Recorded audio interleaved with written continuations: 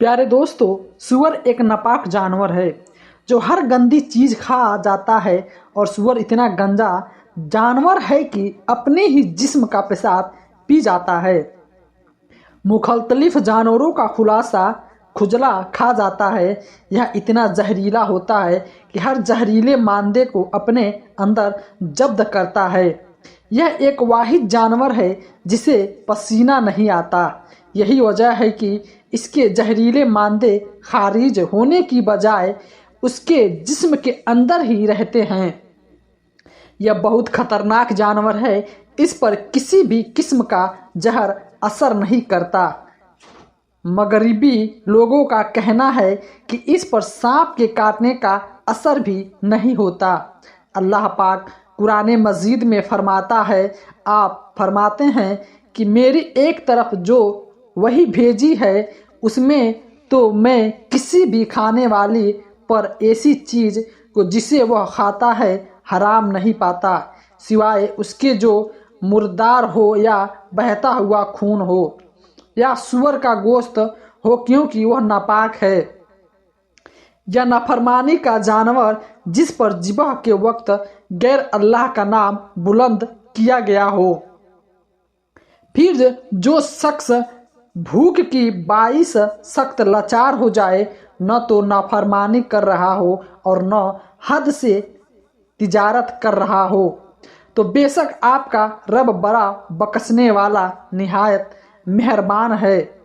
इस आयत के अलावा सूरह मैदा की आयत नंबर 3, सूरह बकरा की आयत नंबर 173 और सूरह नहल की आयत नंबर 115 में भी खंजीर का गोश्त खाना अल्लाह पाक ने सख्ती से मना फरमाया है।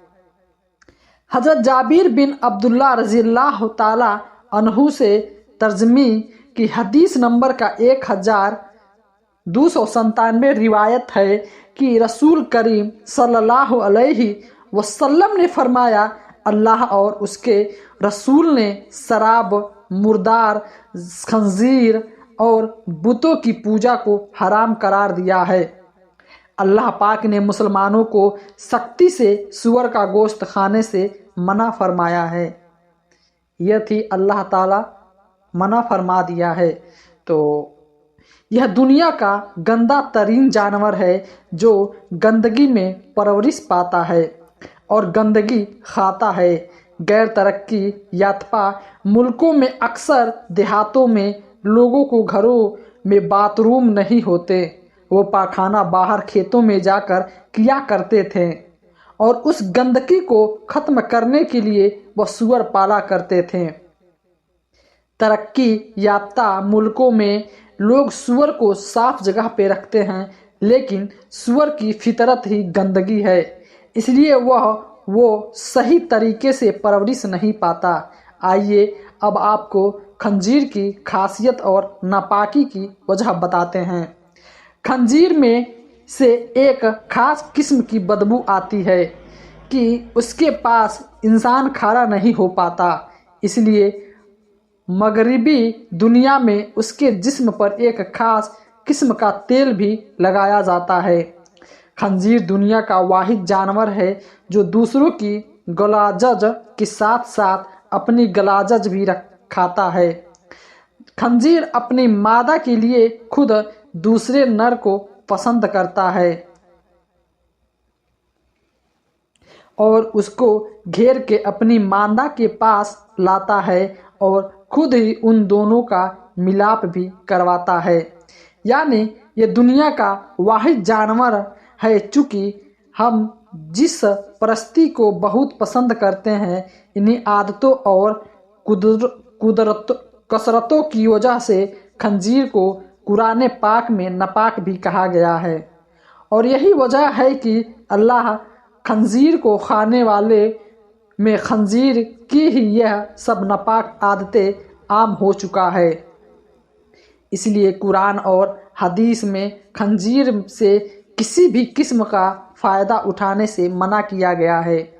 रवायत मौजूद है कि किसी भी नबी की उम्मत के लिए हलाल नहीं किया गया। जिन इलाकों में लोग सूअर का गोश्त खाते हैं, यही वजह है कि وہ ڈانس پارٹیوں کے درمیان اپنی بیوی کو دوسرے مرد کے ساتھ ڈانس کرنے کی اجازت دے دیتے ہیں۔ شراب پینے والے اور خنزیر کو گوشت کھانے والے بے شرمی کی کاموں کی طرف جلدی سے آتے ہیں۔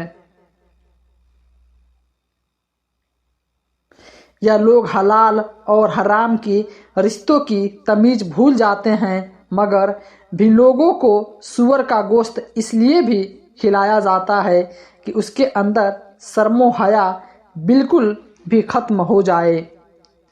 چند سال پہلے جرمن سائنسدان نے سور پر تحقیق کر کے پوری دنیا کو حیران کر دیا۔ سر اس لیے اپنی تحقیق میں لکھتے ہیں کہ فیشن انڈسٹری میں داخل ہوتے ہی اداکاروں کو دن میں کم سے کم ایک دفعہ خنزیر کا گوشت ضرور کھانا پڑتا ہے تاکہ ان کی ہوس کبھی بھی ختم نہ ہو۔ مزید انہوں نے لکھا کہ خنزیر کا گوشت کھانے سے انسان میں وہ عادتیں پائی جاتی ہیں جو سور میں پائی جاتی ہیں۔ اس کے علاوہ بھی بے شمار ایسی باتیں کہیں جو بحیثیت مسلمان ہم کو بھی فخر کرنا چاہیے کہ ہمیں قرآن پاک میں سور کے گوشت کھانے سے منع فرمایا گیا ہے۔ اس تحقیق میں یہ بھی بتایا گیا کہ مغرب لوگوں میں دل اور فاضل کی بیماریاں عام ہیں جو خنزیر کا گوشت کھانے سے پیدا ہوتی ہے۔ آپ گوشت کو پکانے میں ان کی بیکٹیریا ختم ہو جاتے ہیں، لیکن سور کے گوشت سے بیکٹیریا ختم نہیں ہوتا۔ یہاں یہ سوال پیدا ہوتا ہے کہ اللہ نے سور کو پیدا ہی کیوں کیا؟ ناظرین گرامی، حضرت ابن عباس رضی اللہ تعالی عنہ سے روایت ہے کہ اللہ پاک نے خنزیر کو تب پیدا کیا جب حضرت موسیٰ علیہ السلام کی کشتی پر جانوروں کا اجالا پھیل چکا تھا۔ چنانچہ جب خنزیروں کو پیدا کیا گیا تو انہوں نے سب جانوروں کو کھجلا کھایا، اور سور اس لیے گندا ترین جانور ہے جو گندی چیزوں کو کھانا پسند کرتا ہے۔ وہ زمین سے زہریلے کیڑے مکوڑے اور شراب کو بھی کھا جاتا ہے، اس لیے اللہ پاک نے اس کو پیدا فرمایا تاکہ سور زمین سے گندگی کو صاف کرتا رہے۔ یہ جانور اپنے اندر زہریلے چیزوں کو داخل کر لیتا ہے۔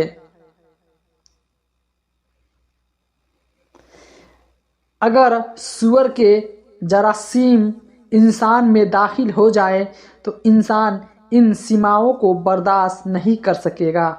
آج سائنسدان یہ کہتے ہوئے بھی نہیں تھکتے کہ سور کا گوشت انسان کی صحت کے لیے بہت خطرناک ہے۔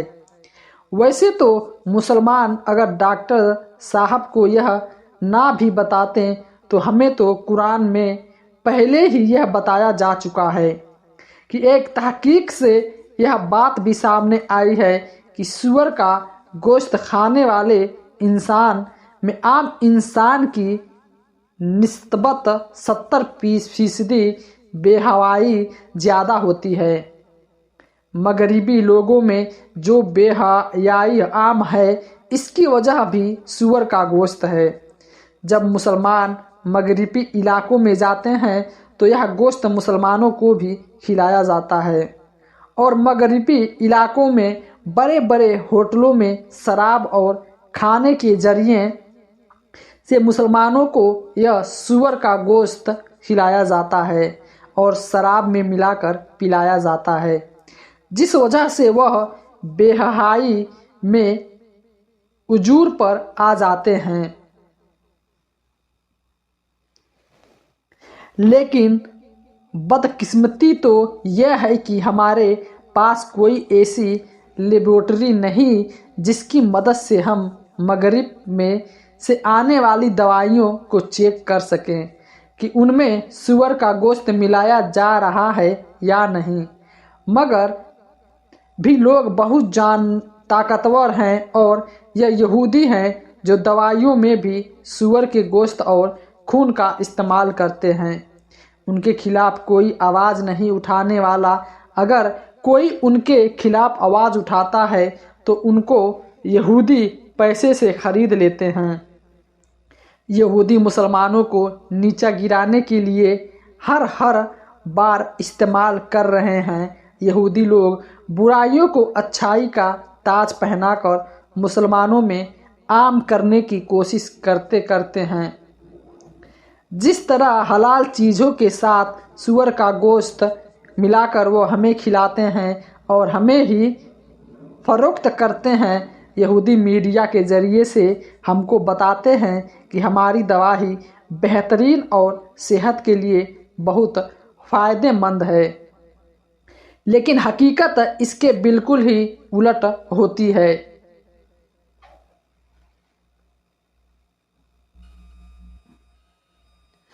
اللہ پاک ہمیں تمام برائیوں سے دور رکھے، ہمیں نیک عمل کرنے اور رسول اللہ صلی اللہ علیہ وسلم اور ان کی پاک سے بے پناہ محبت عطا فرمائے۔